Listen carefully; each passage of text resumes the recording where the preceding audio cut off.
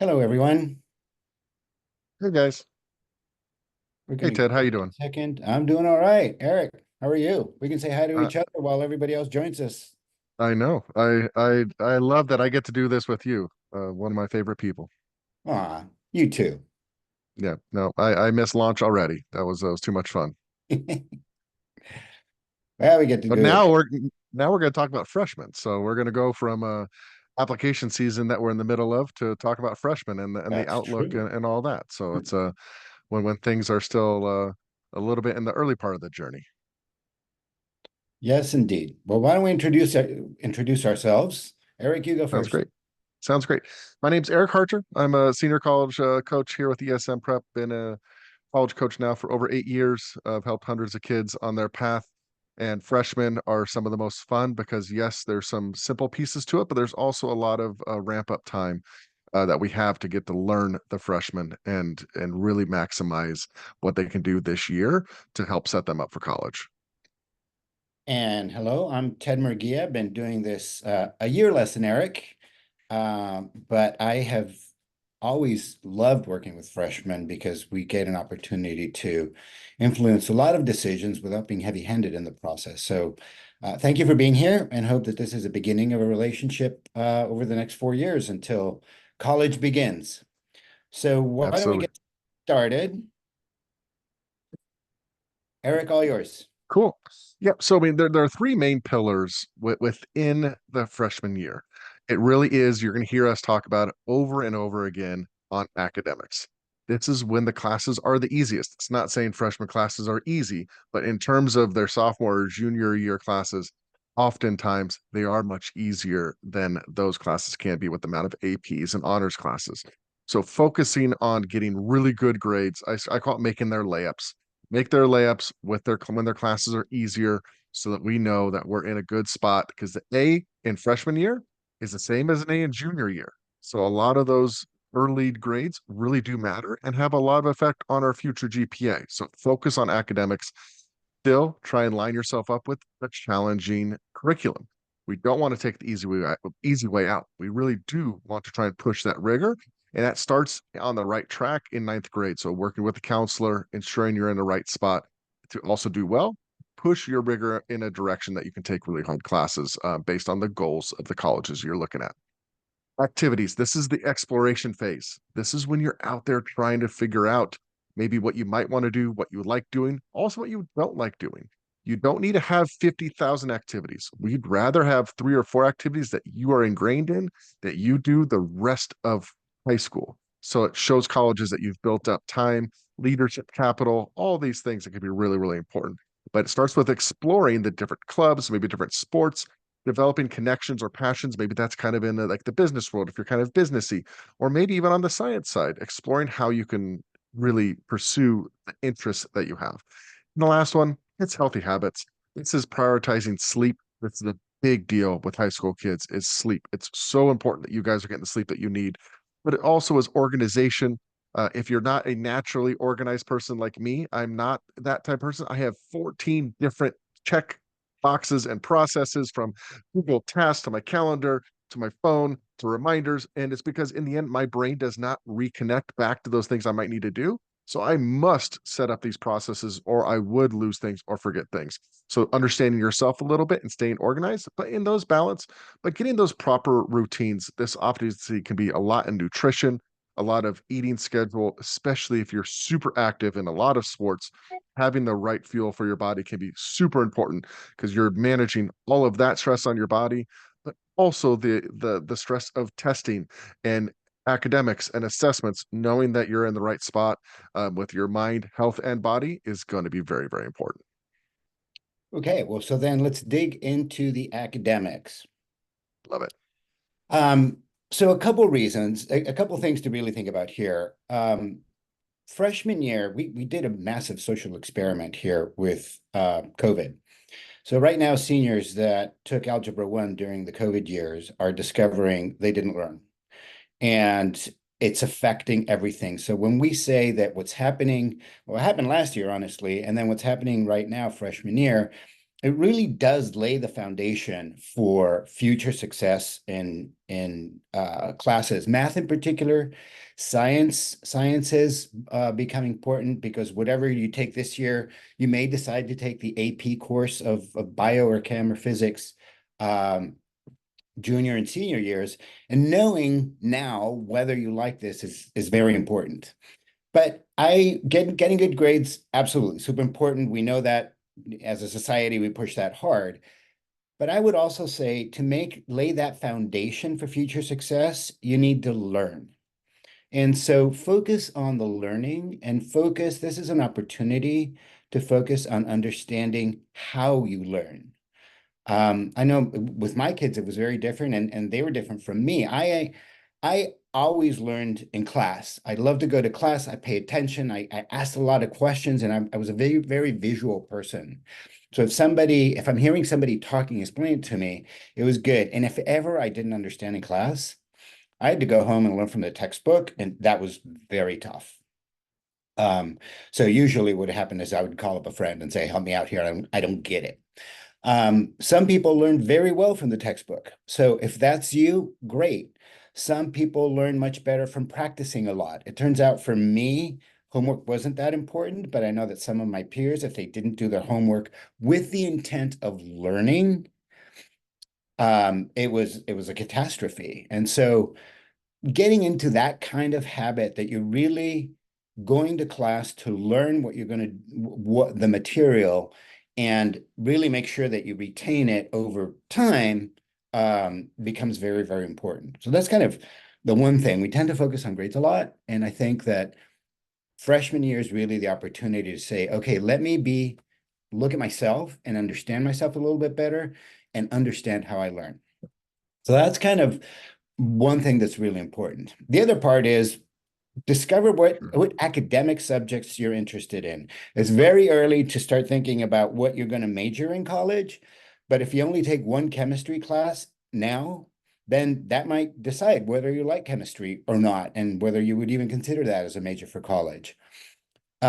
So do take advantage of opportunities for taking classes and subjects that are new to you, and discover what you like and what you don't like, because honestly, that's a really good thing to know too.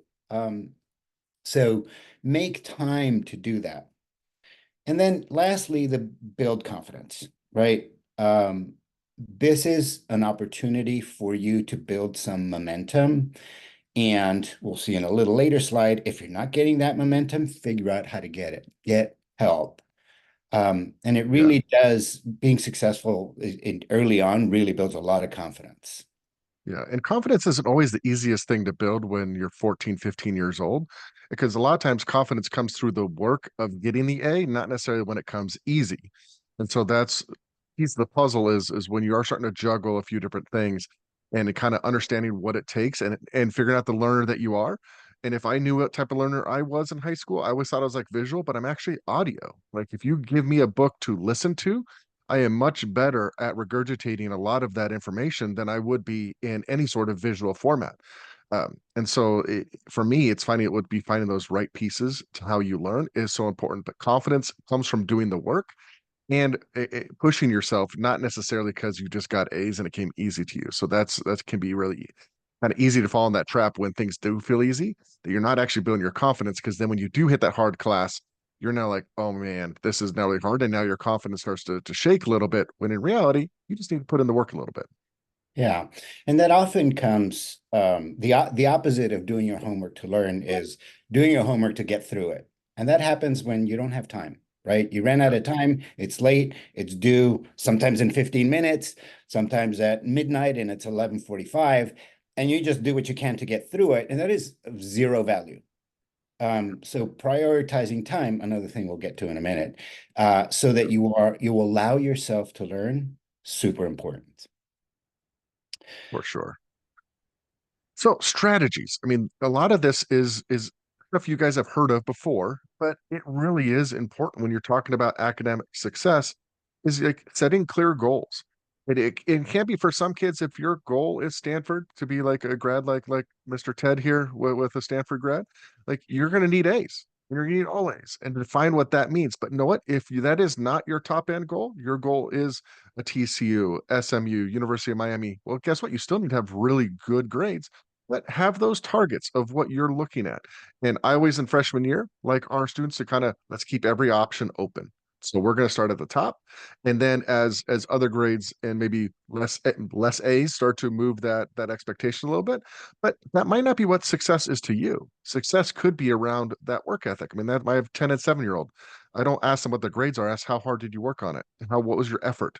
Because the effort in those pieces matter a lot too. Yes, we are defined by the letter grades and on transcripts and within this process, but that success can be very different for each and every student. So creating those targets can be super important.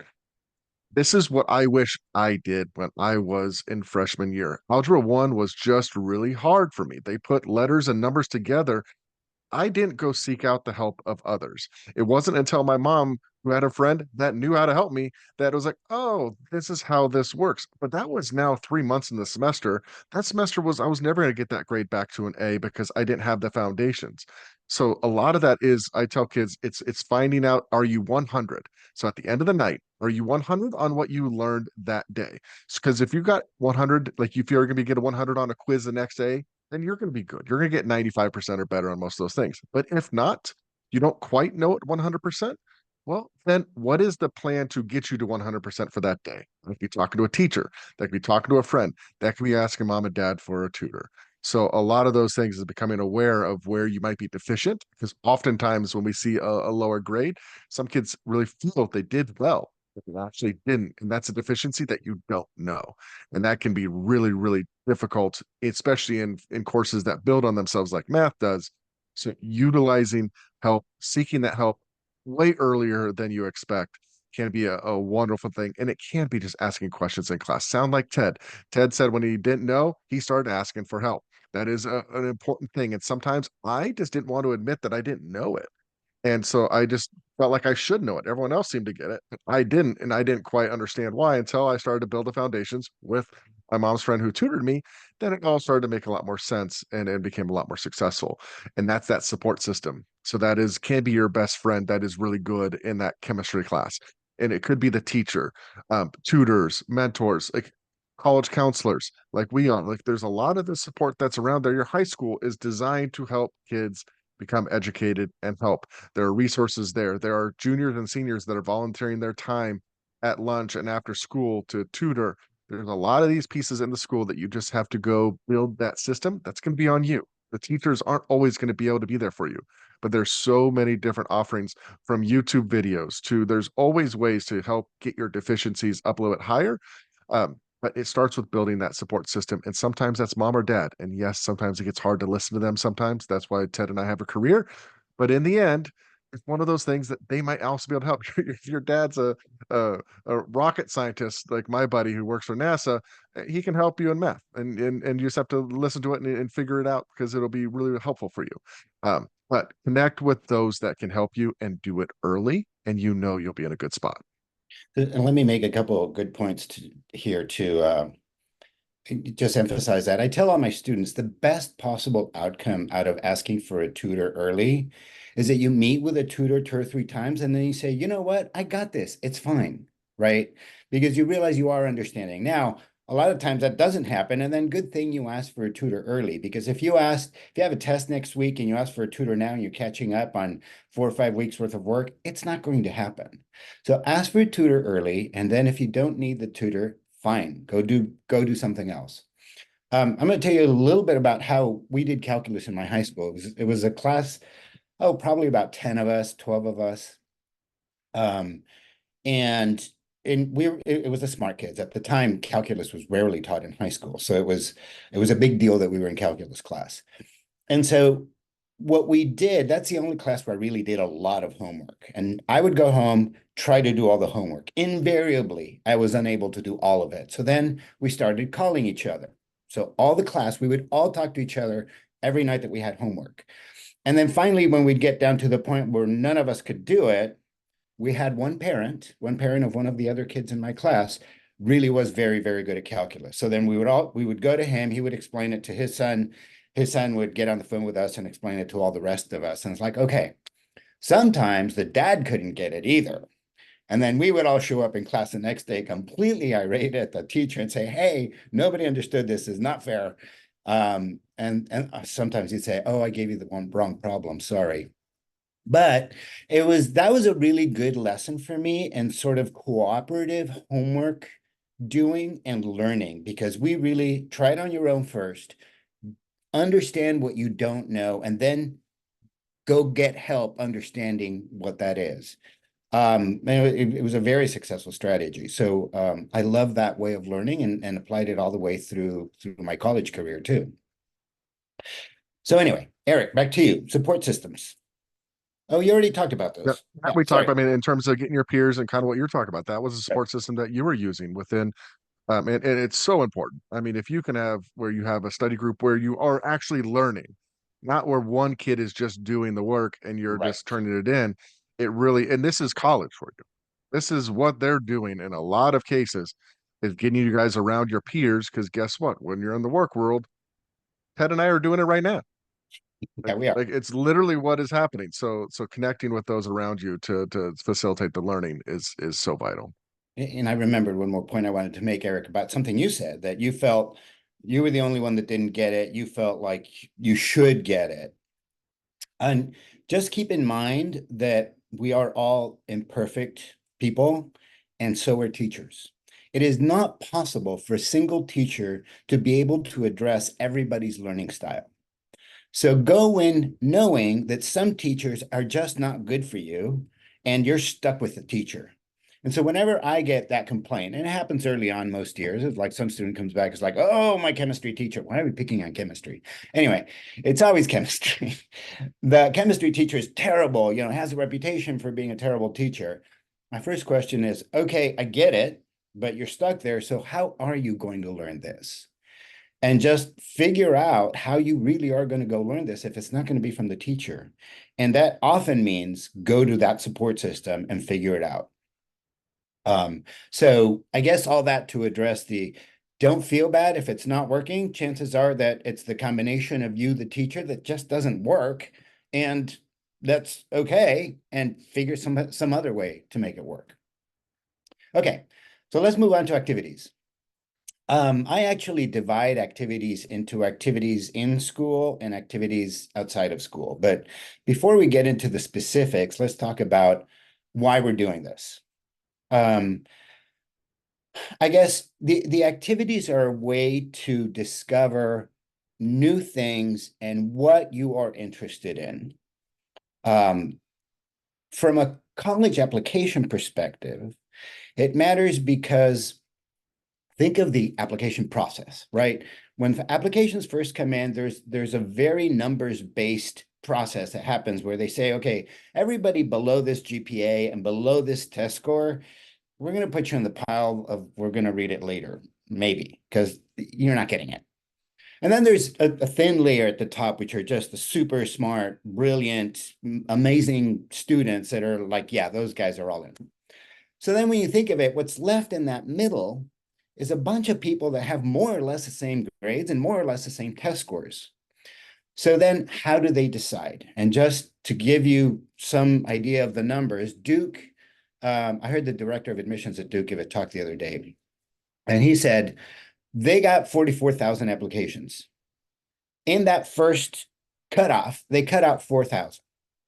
And he said, and I know that the remaining 40,000 applicants are all capable of doing very well at Duke, but they can only admit 1,600. So then they have to choose. And so then that's where the activities come in, right? The activities are the way that colleges understand the kind of person you are. And honestly, it's the way for you to understand the kind of person you are as well. What is it that you're interested in? How do you want to contribute to your community?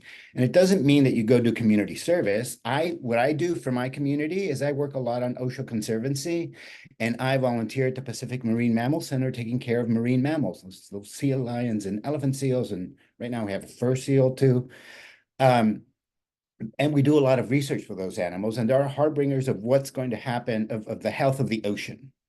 So it doesn't have to be you're going down to the food bank, but it does have to be because the colleges ask, how does this person care about something other than themselves? Right. And that's the question you're trying to answer. And you want to just experiment, see what you like. Um, the other part of that is that in finding what you like, you also find friends and you build connections.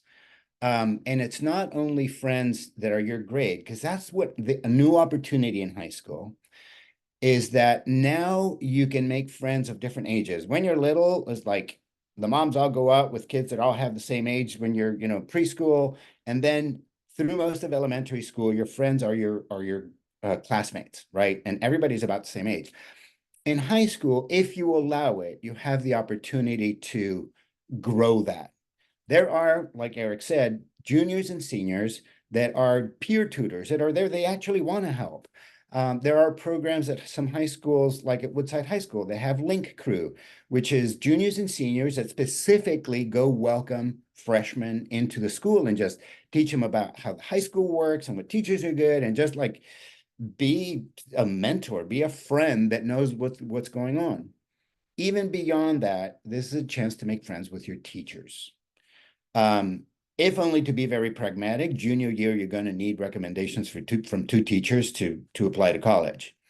But even way before that, there's a lot to learn from them, and they want to get to know you. They want to know your learning style. They want to know what kind of person you are. So really, those connections are can be very important. They can last a lifetime. Then lastly, in these activities, we develop skills that are make us better people. Leadership skills, teamwork skills, um, how to have initiative, how to recover from things that go well, the things that don't go well, sorry. And those are all just life skills that happen through activities. One that I love is robotics. Something always goes wrong in robotics. And teacher and the team needs to figure it out. And it's not a question of assigning blame or anything. It's just like it's broken. We have 5 minutes to fix it. Go. And then everybody puts everything they can into making that fix work. That kind of teamwork is very, very valuable. Okay, so I want to address a couple things beyond this macro view of activities on specific activities. I get asked all the time about sports. About half of all high school students in America participate in high school sports, which is great. There's a lot of value, leadership, teamwork, uh, health, exercise. All those things are very, very valuable to as people. And so there's a lot of good reasons for doing athletics in school. Applying to college, unless you are a world-class athlete, it doesn't make any difference. Half of all the people that are applying to college also did some sport. And while I'm not discouraging the notion of doing sports in high school, I think it's very important. The notion of doing sports as your one activity that you're going to write about in your college applications is actually not going to be a very strong application. And if I had the choice, I would do my athletic activity outside of school, go running, go do something, and spend all those hours that you have to go to practice for 3 hours every day during the season doing something good for the community or good for me academically or good for the environment. And those hours, wow, if I could have those hours for my students spending doing good for the ocean, we would be amazing. We'd have an amazing collection of activities and anecdotes to write about and valuable contributions to the world. So again, sports are good, but just don't let sports be the thing that you do at the expense of everything else. Any other thoughts and activities, Eric? Yeah, no, I mean, I would agree with that. Like we tell our athletes, like this can't be your entire application. This can't be who you are. Colleges are academic institutions. If you're getting recruited, obviously that's going to be a different story, but that is a fraction of the amount of athletes that are actually being recruited. Most are doing this because it's something that they love to do. And I want my kids to be doing stuff that they love to do, but that can't be what you are focusing on as the hook of your application. The hook to these colleges academic, and I call it like they want to know how are you going to make their institution better. Once you're in, they're absolutely going to help you work to make you better too for them. But going in, they want to know how you are going to change their school for the better, impact the world from their school so they get the credit that they made you do it. And that they turned you into that when in the end, it was you. You were following something that you truly loved. And so you can't just be like the one thing. You don't need a lot of activities. You don't need the 20 activities, but having a few different activities that you are spending a lot of time doing and in depth with, and it can be with a sport too, but that can't be your defining hook. That is not your hook for college. Exactly. So what I like to ask freshmen, what is a prompt for an essay, is how have you made your community a better place? And you can define community any way you want. It might be your team. And then you say, if I ask you, let's say you're on the cross country, how have you made your track community or your cross country community better? And if it's, well, I just run, well, that's not making it better. That's just being a good team member and running. But do you welcome the freshmen? Do you organize practices? Do you help coach? Do you help how do you make the team better? So at that level, think of it that way. You can define community any way you want. Obviously, your neighborhood is good, but your community could be the robotics community. One of the things I love about robotics is that they actually give out awards to teams that help other teams. That's just good, you know? So think of how you would answer that now, and then think of how you're going to write that essay in 3 years. What do you want to write about? What do you want to say that you did for your community? Okay. Healthy habits. Yeah, We got this is a big one. I mean, and huge one. it can be very hard to keep these habits, especially as some schools' workloads are enormously high. We have kids that are spending multiple hours every single night doing homework, studying for assessments. It can be very difficult um, to ensure that you're staying healthy. So, I mean, that is a lot is organized, and that can be use of multiple calendars, like maybe it's your Google Calendar that is keeping all the different pieces when your assignments. And as someone that is like would be a procrastinator, like sometimes that's where a lot of the difficulty can be because now you're doing something so late that you could have been doing 15 minutes a day and slowly working towards it rather than this one big all-nighter that then causes you to lose the sleep and not eat well or things like that. So really organization around those deadlines. So I call it look like not like you can't look just past your nose. You gotta look into the week or two, kind of what is likely to come up. If you just took a unit test, you're not gonna have another unit test for a couple weeks. But what are you doing for that comprehensive final exam? Are you ready for it when that comes? Are you doing little things to look back? Stuff like that can be really, really important in with the organization. And Self-care. Yeah, go ahead, let Ted. me jump in on this one because this is by far the biggest deal. So when I get a senior that is unorganized and misses meetings and says, "Oh, I forgot," it's like, how did you get through high school? So high schools have deployed digital tools like Canvas to help students keep track of assignments, which is great, but you need to have your own system. So it's great to go look at whatever system your school has, but bring that into whatever your system is. My system is my calendar. If I know I have to do something that takes a lot of effort, like this webinar, for example, as soon as I found I had to do it, I put in 2 hours at Friday of last week to make sure I had all the slides ready. Then I realized, okay, there's more work to do here. And then I put another hour for Sunday to make sure I allocated the time to do it. And then Eric and I got on here together 15 minutes before we start to just go through the final product. So just allocating the time to do it, for me, if it's on my calendar, it gets done. And if it's not on my calendar, the chance that it happens is very low.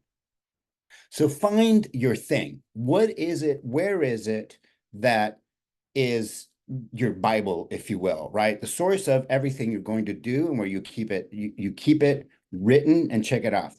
My kids, I had my younger daughter did Post-its. She would put Post-its on the back of her door in her bedroom and just like had them in rows. They all meant something. They were different colors. And then every time she did one of the activities, she would take the Post-it out. And that was her way of winning when she did something, right? Gamify it. That's a good way to do it. A lot of us really like to say, hey, I'm getting points, I'm winning. So that's one thing. And then another huge thing here is parents, help your kids do this, and then please respect their systems. Have a family calendar that they are a part of. But what I find is, and I tell my kid, all my students, own your time.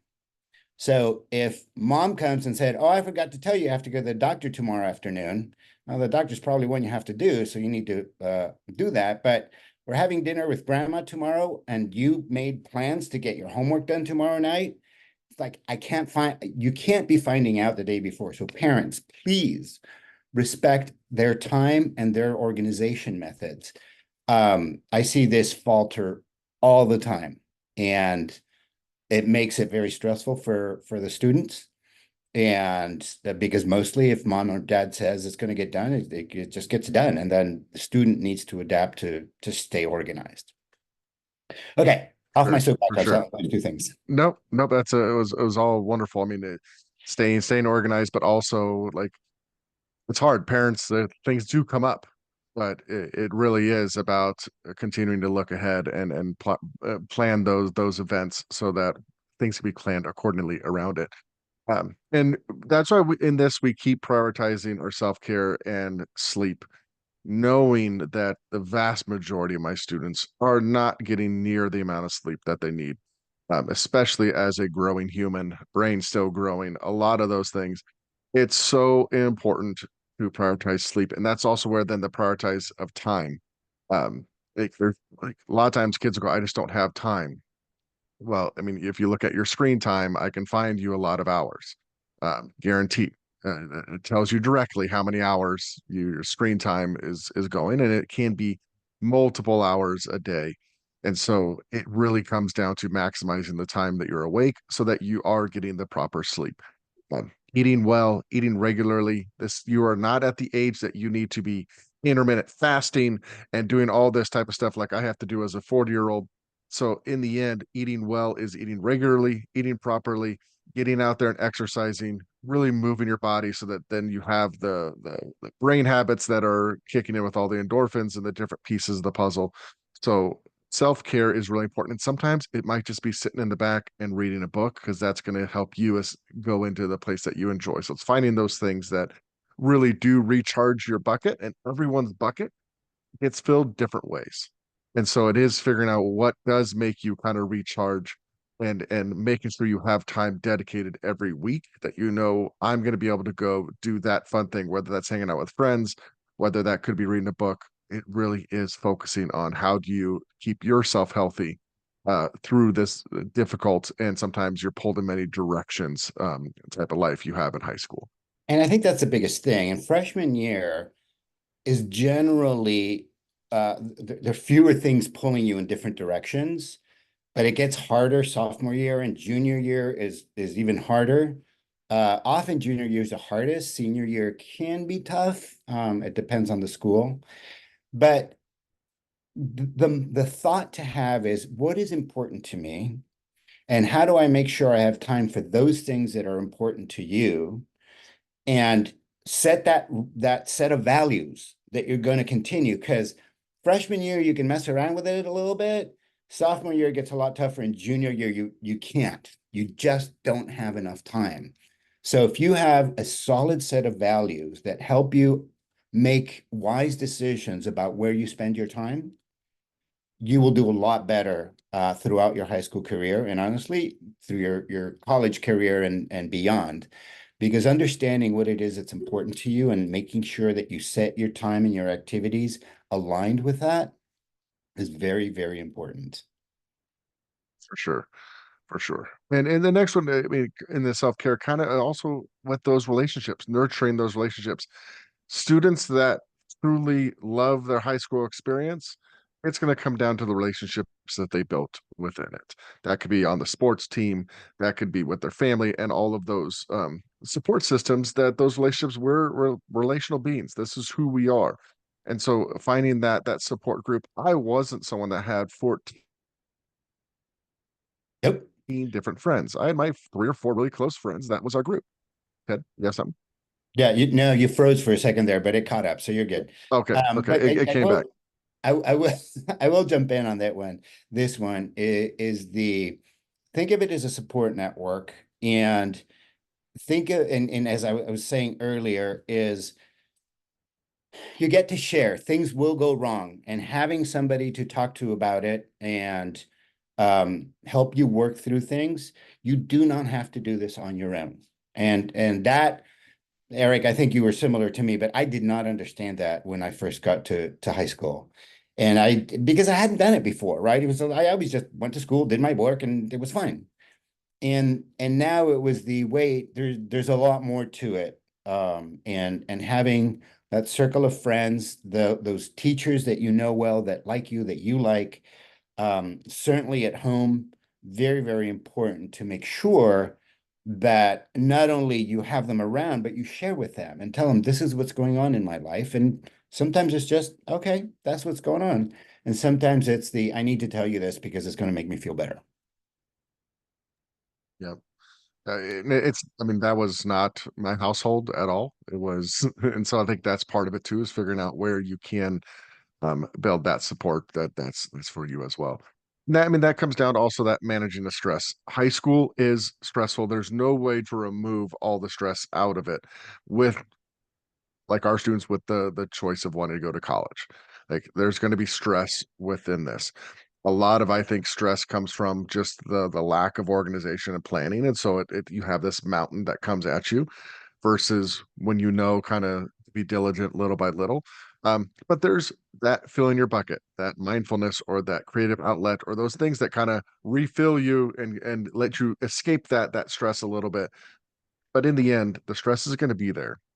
When I think about of our seniors right now, they're 3 or 4 weeks from submitting their early round applications. There's probably no senior right now in our system that isn't completely at the very end of their stress level because there's so much that they're having to juggle. Once they get through that, then guess what? They're going to see that become a lot more manageable. But right now, it's a difficult time, and you'll see that in junior year, second semester of junior year, when there's a lot of testing going on and APs or the different places that you're getting. Now there also could be like with athletics, you're in varsity, so your first year varsity, and now trying to reach to be a starter. There could be so many different things that are pushing you in different directions. That managing that stress, understand that it is stressful. That's okay, but you can really manage a lot of it through that first bullet of staying organized. Because in the end, if you know what's coming, then you're not going to stress about it nearly as much because it's not going to take up as much time. You don't have that big mountain.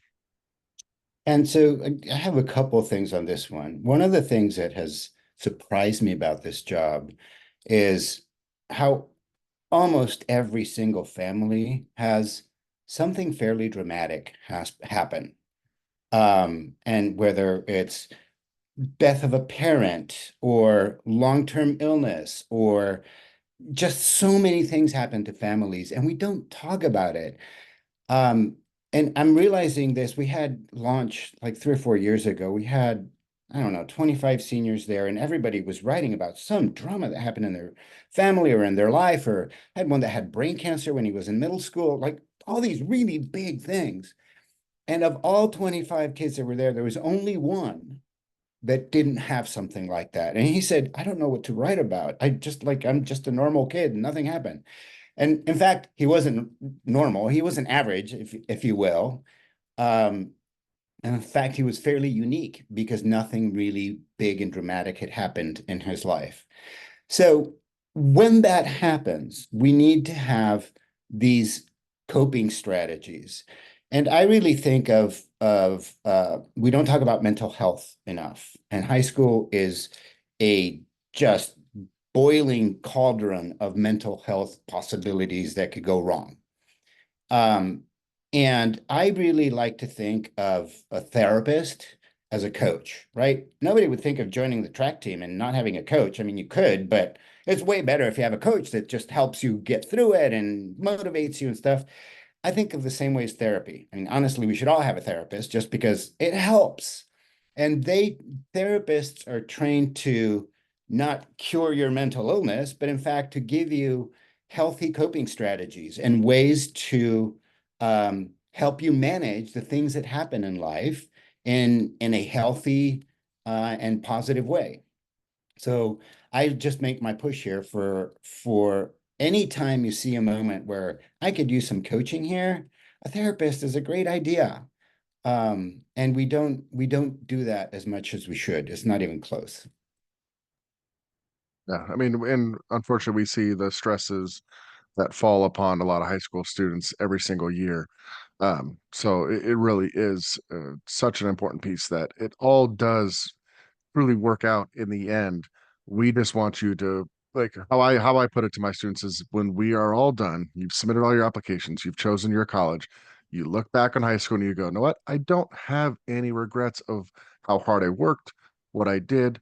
I'm leaving going, no, I gave high school everything I got. And now I'm going to go off to college and have a completely different experience in high school, which to me was way more fun. I call it fun school versus high school. And so a lot of it is like you're going to have that difference in going back and looking, not having those regrets. And a lot of that can't be with just how hard you were on yourself or how difficult things were, what pressure you placed upon yourself more than anything else, that this will all work out okay and you will be okay. Continue to focus on the things that you actually can control. Exactly. Love that. Okay, so now we have planning for the future. So at the end of freshman year, we start doing course selection. So one of the reasons to really focus on academics freshman year is because many high schools have a track, whether it's explicitly saying these are the tracks, or just most people that go to these kinds of schools go down this very high track, and then there's the average track, and then there's the track for people that have challenges in some way, right? So often this track gets set freshman year. So challenge yourself, figure out how much you can push yourself, find out what you're interested in, and know where your balance is, right? Some students can take all AP courses and honors courses all the time, and it's fine. For some people, that would be absolutely impossible, and you're going to be in between somewhere. Figure that out. And so that when you're getting to this end of freshman year, you're picking next year's courses, you can actually map out not only next year, but the next 3 years. And that really then leads right into what your college application is going to look like. So that's kind of something to keep in mind right now, is find that balance right now as you're working through it. Second, you only have 3 summers. And in fact, another essay that's colleges ask are, what did you do the last 2 summers? So start demonstrating some of the things that are who you are in these summer opportunities. Things to do are demonstrate your academic curiosity. Pick a subject that you know nothing about and say, I just want to go learn about that because it's interesting, and take a class in that. If you're thinking about, what do I want to do for work? Find internships where you can learn about what you're going to do. I will say there are internships where you just go shadow somebody for a week or two. Not a huge fan of those. I like internships where you actually go do something productive that you can write about, that you can tell a story about, and that you learn whether you like to do this. My youngest daughter actually did a whole summer where we actually paid for her to go work. And the work was, she was trying to decide whether she wanted to be a computer science major and do that for a living, to be a coder or not. So she went to this, I think it was like a 10-week session, if you will, where the first week was brainstorming, what app are you going to write? What is your app going to be? And they design it and think about it and see what the value is. And then they spent the rest of the time actually writing the app. And the final was getting the app into the App Store for Apple. And it really was full-on development of an app. And the one my daughter is, I think it's still in there. But that's when she really figured out, okay, I can do this. And we took her, we dropped her off at 8 o'clock in the morning, picked her up at 5 o'clock in the afternoon. It was a normal work day for her. but she learned a lot about herself, and she learned that she really loved to do this. So it doesn't have to be a 10-week thing. There are lots of 2, 3 week things. Um, I would encourage you to think of it in three buckets. Think of fun bucket, academic bucket, and volunteer, community service, care about something else bucket, if you will. And then plan what you're going to do for all three of those buckets in every summer. And then you will end up with a very rich collection of stories and experiences, and you'll probably know yourself a lot better as you go through those. Lastly, there's testing. By the time freshmen that are listening to this are going to go to college, it's likely that many schools will be requiring testing again. So there's no testing this year. You will take the PSAT next year, next October, about a year from now, actually. And so start understanding the PSAT is typically the first one, and you don't have to do a full-on prep and try to be ready. The PSAT 10th grade doesn't matter, it doesn't count for anything. It really is just a rehearsal for the next year.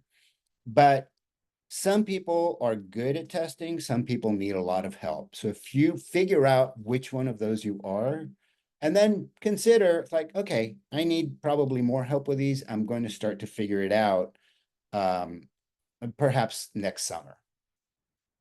Any other thoughts on planning for the future, Eric? Yeah, I mean, I think the especially on the course side, like if you are, let's say, a kid that might be businessy or maybe lining up STEM and you're in an early math and you're not going to be able to accelerate to calculus, think about that summer after freshman year as a good time to like take geometry or IM2 in the summer to try and accelerate yourself back on the track to compete with the students that are going to be getting through that in the majors that are interesting. If you're looking at art history, that might not be where you need to accelerate. You continue to stay in your line. So understanding your track and where you might need to accelerate based on what your interests are can be really important. That summer after freshman year is a good time of geometry, IM2, because they're kind of foundational, but you can go through them quickly and still retain the information you need for IM3 or for algebra 2. And in summer, yeah, I tell kids like this is the time to really showcase what you want to do in college, or at least explore the different things you might want to do in college. So I talk with a lot of the business kids, like it's the businessy project. How are you demonstrating that? It's the show, not tell. We don't want to just say that we're doing this. We're going to show them that we're doing it. And then, I mean, I thought test prep, it's always kind of scary for a freshman to hear that word. But with what I think that the, the track is going with ACT changing, SAT changing shorter, like they wouldn't be making a lot of these really big financial changes if they didn't expect colleges to continue to revert back to test required, which we've seen a lot of colleges do. And a lot of systems are starting to, in terms of state systems, going back to it. So I think as freshmen now, I think they're going to be seeing a lot more test required environments. So just getting comfortable with what kind of test taker you are and like the process of it, because it is a process. It does take time to do well on. It's not a test you study for a week. A lot the SAT or ACT are tests that you study for months for. And so that's getting the practice of what these length tests look like and just getting familiar with it. Yeah.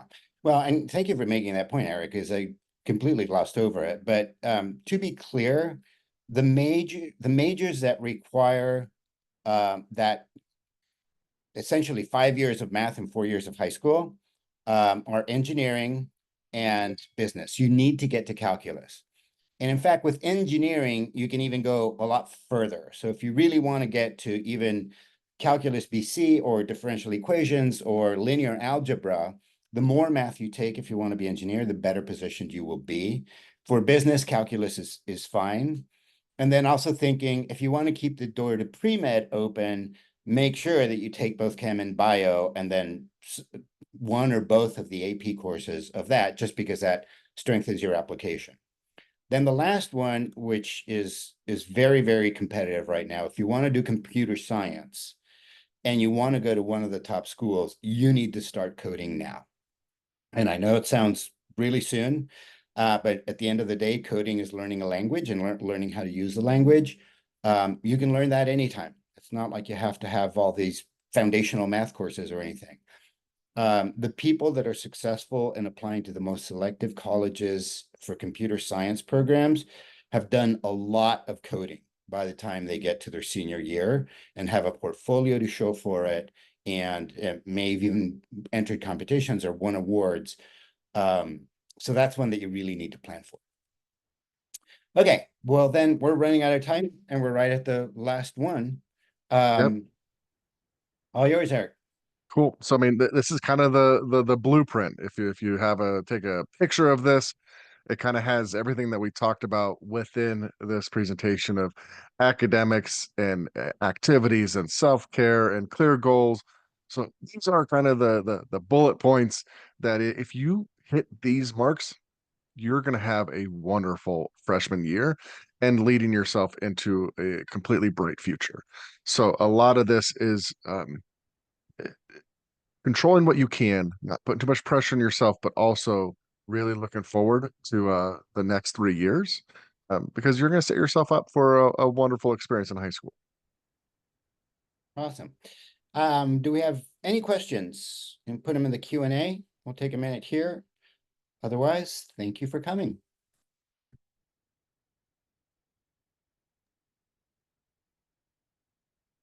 Algebra 1 was still hard. Yeah. Algebra 1 and chemistry were my two.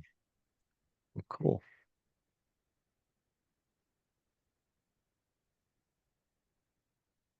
Okay. Well then, thank you for joining us, and we will see you at the Absolutely. next webinar. Thanks, guys. Thanks, Ted. Oh, wait. We did get a question. Sorry. I think it was a comment. Oh, it And was thank you thank for the you. presentation. It was Okay, helpful. you're welcome. Appreciate it. All All right, right, take guys. care. See you. Bye.